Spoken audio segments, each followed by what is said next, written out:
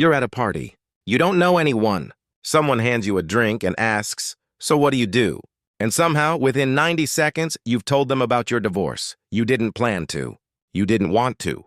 But the words just kept coming, spilling past every internal filter you thought you had. You walked away replaying it, cringing, wondering what's wrong with you. Nothing is wrong with you. You just triggered a survival mechanism that's older than language itself. Most people assume oversharing is a personality flaw. Nervous people talk too much, the thinking goes, because they're anxious and can't help it. But the real answer is far stranger. Your brain isn't malfunctioning under social stress. It's running an ancient program, one built for a world where being alone was the most dangerous thing that could happen to you. Here's what almost nobody realizes. For most of human history, the nervous system's job during a threat wasn't just to fight or flee, it was to bond. In the year 2000, psychologist Shelley Taylor at UCLA published research that quietly rewrote decades of stress science. For 50 years, fight or flight had been treated as the universal human stress response. Adrenaline spikes, heart races. You either attack the threat or run from it. Simple. But Taylor noticed something the data couldn't ignore. Most stress research had been done almost entirely on male subjects.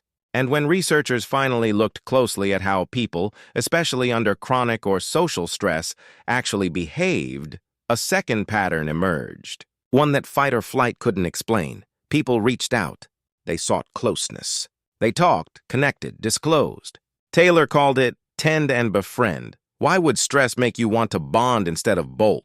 Because for nearly all of human evolutionary history, a lone human was a dead human. Your ancestors didn't survive predators, famine, or rival tribes through individual strength. They survived through alliance. A human alone on the savannah, without a group to share food, share warning calls, share body heat at night, had a life expectancy measured in days, not years. Isolation wasn't uncomfortable. It was lethal. So the nervous system evolved a second emergency setting. Alongside the fight-or-flight circuitry in your amygdala, your body built a parallel response driven by oxytocin, the same neurochemical release during childbirth, breastfeeding, and physical touch. Under stress, oxytocin surges and pushes you toward exactly one thing: connection. Fast, deep, urgent connection. And what's the quickest tool a human has for manufacturing closeness with a stranger? Information. Specifically, personal, vulnerable, self-revealing information. This is where the story gets stranger still. In 1974, psychologists Donald Dutton and Arthur Aaron ran an experiment that has become one of the most cited studies in social psychology. Men crossed one of two bridges. One was a stable, low bridge over a shallow creek. The other was a rickety, terrifying suspension bridge swaying 230 feet above a rocky canyon. On the other side, an attractive researcher asked each man to fill out a short survey, then offered her phone number, in case you have questions.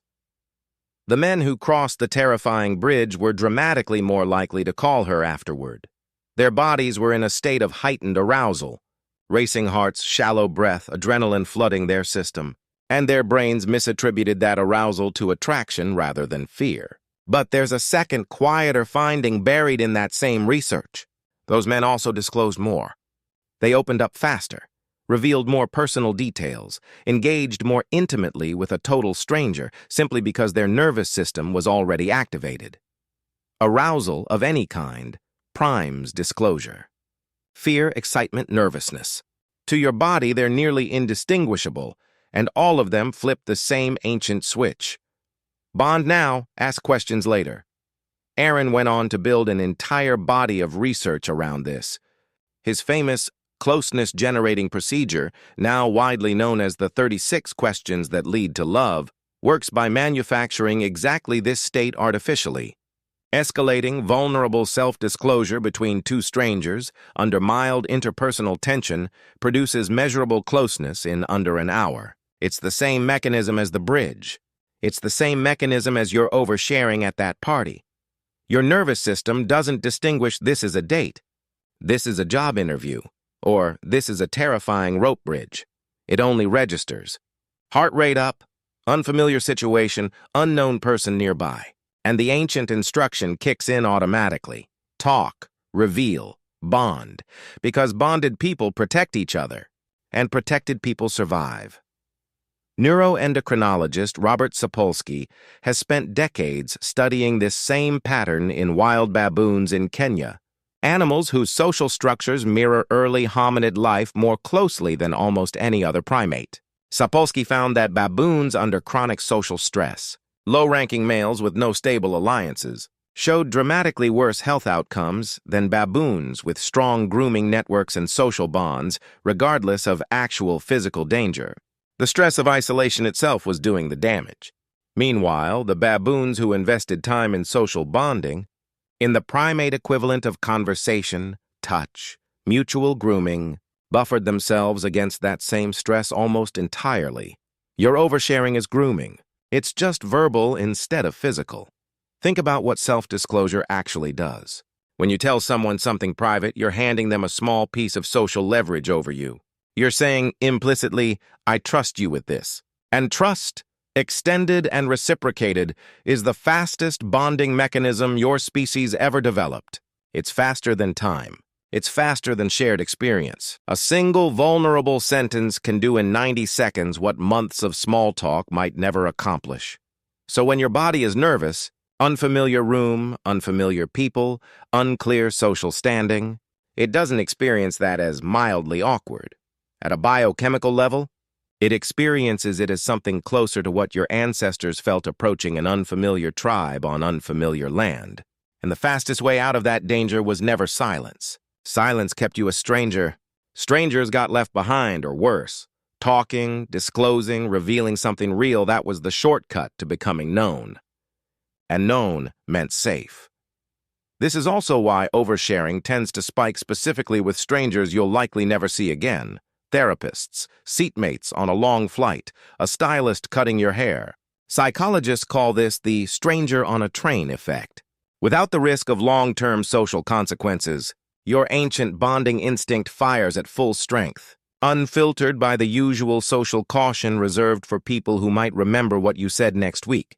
None of this means you have no control over it. Understanding the mechanism actually restores some. The urge to overshare isn't a character flaw creeping up on you. It's a 500,000-year-old survival strategy misfiring in a context it was never designed for, a cocktail party instead of a hostile plane. Recognizing that surge as oxytocin and adrenaline doing exactly what kept your ancestors alive, rather than as some personal failure of composure, changes what happens next.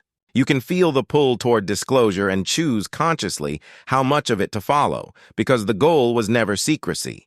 Your body was never built for isolation. It was built for the opposite: fast, deep, immediate connection with the people around you, especially in moments of uncertainty. You're at a party.